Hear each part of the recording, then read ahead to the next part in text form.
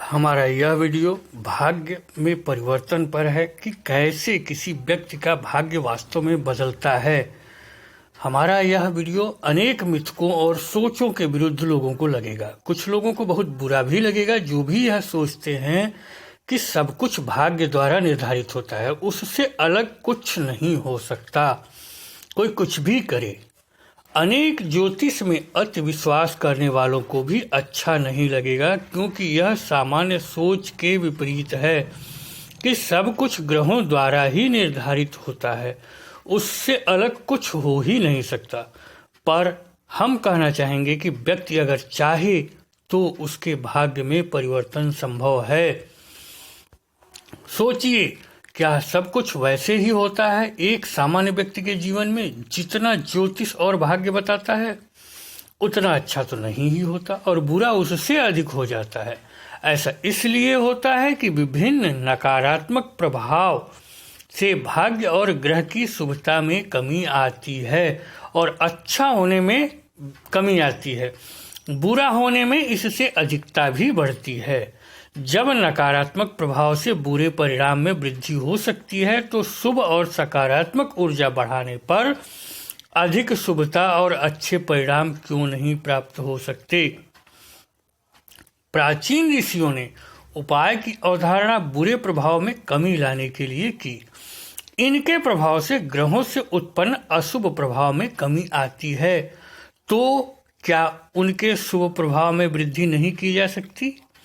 जब कमी अधिकता हो सकती है तो सीधा मतलब है कि हस्तक्षेप से भाग्य में जो लिखा है उससे अलग भी संभव है। क्यों कुछ महर्षि कई 100 साल तक जीते हैं, जबकि ज्योतिष के अनुसार तो आयु 120 वर्ष से अधिक होनी ही नहीं चाहिए। इससे अधिक की गणना ज्योतिष में है ही नहीं। कैसे बलि, व्यास, परशुराम, अश्वत्थामा आदि को चिरंजीवी कहा जाता है? कैसे देवरहा बाबा 250 साल, तैलंग स्वामी 300 साल जी गए? क्या इन पर ग्रहों का प्रभाव नहीं था?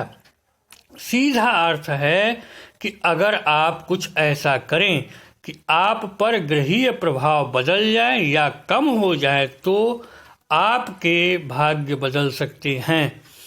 अब तक हमने जो अनुभव किए हैं, जो तर्क से समझा है, जो हमारे जीवन पे घटा है, उसके अनुसार प्रत्येक व्यक्ति के जन्म से उसके चक्रों में से एक चक्र विशेष क्रियाशील रहता है, जो ग्रह स्थितियों और आनुवंशिक गुणों से प्रभावित होता है। इसी चक्र की क्रियाशीलता के अनुसार व्यक्ति के गुण, अवगुण, शरीर, मस्तिष्क, बुद्धि की स्थिति, कर्म, भाग्य, प्रभावशालीता आदि का निर्धारण होता है। व्यक्ति के जन्म समय पर उपस्थित ग्रह रश्मियों का प्रभाव जैसा होता है, उसका असर मोटे तौर पर उसके पूरे जीवन पर पड़ता है।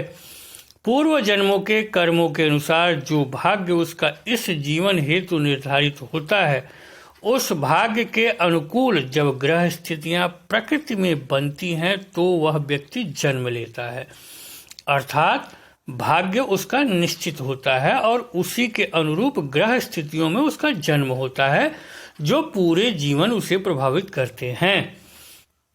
किंतु जिस तरह से पूर्व कर्मों के अनुसार बने भाग्य का प्रभाव आज होगा, उसी तरह आज का कर्म और मनोबल भी उस भाग्य को प्रभावित करेगा और उसमें कमी अधिकता ला सकता है।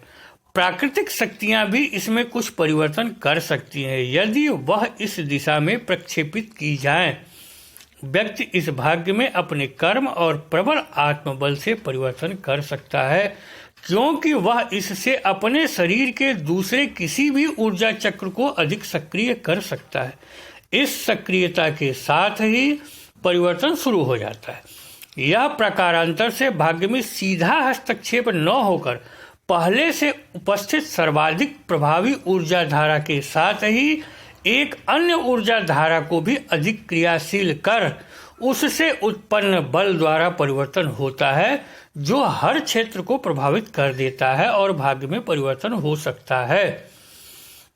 जब कोई अपने प्रबल आत्मबल से दूसरे चक्र को अधिक क्रियाशील करने का प्रयास करता है अथवा किसी उच्च देवी देवता की साधना करता है, किसी उच्च शक्ति के भाव में डूब जाता है, तो उसका कोई दूसरा चक्र भी अधिक क्रियाशील हो जाता है। यह उस शक्ति पर निर्भर है कि वह किस चक्र का प्रतिनिधित्व करता है।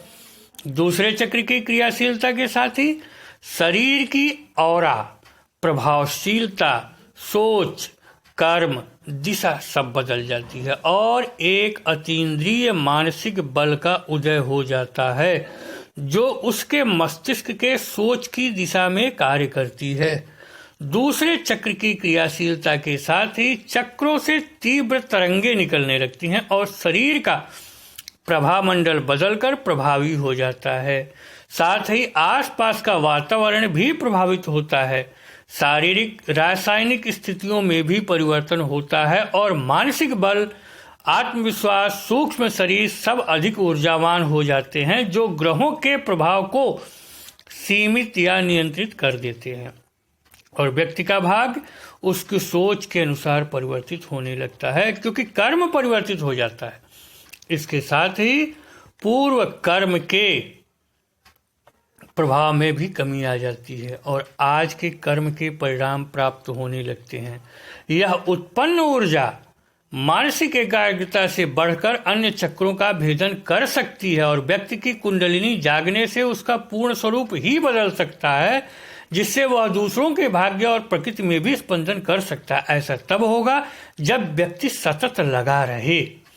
जब व्यक्ति में नए विशिष्ट प्रकार की ऑरा या प्रभामंडल का विकास होता है तो यह ग्रह रश्मियों के लिए भी अवरोधक हो जाता है और यह व्यक्ति के मानसिक बल और संकेत के अनुसार कार्य करता है, जिससे हानिकारक ग्रहों का प्रभाव जो जन्मकालिक स्थिति में थे या गोचर से आते हैं उनके प्रभाव को रोक देता है। फलस्वरूप शुभ ग्रहों के प्रभाव में भी वृद्धि हो जाती है। होने वह लगता है जो शुभ ही हो। इस प्रकार भाग्य बदलता है। इसके साथ ही रासायनिक परिवर्तन से व्यक्ति की शारीरिक स्थिति बदलती है और कोशिका क्षय आदि रुक सकती है। सब कुछ मानसिक नियंत्रण और अवचेतन के अनुसार होने लगता है। ऐसी ही स्थिति कहानियों में पढ़ी जाने वाली योगियों की होती है। ठंडी गर्मी जैसे प्रभाव भी इससे बदलते हैं। यह सब कुंडलिनी और चक्रों का खेल है। मीरा इतना भाव में डूबी कि उसकी कुंडलिनी जाग गई और विश्व का प्रभाव भी उनके लिए अमृत जैसा हो गया। इसी तरह व्यक्ति अगर सोच ले तो भाग्य भी बदल सकता है। हम इसकी तकनीकी भी बताएंगे अपने आगे के वीडियो में, किस प्रकार ऐसा होता है। यहाँ हमने मूल बात बताई है कि व्यक्ति यदि चाह ले, किसी भी उच्च शक्ति के भाव में डूब जाए तो उसका दूसरा चक्र जरूर क्रियाशील होगा जो पहले से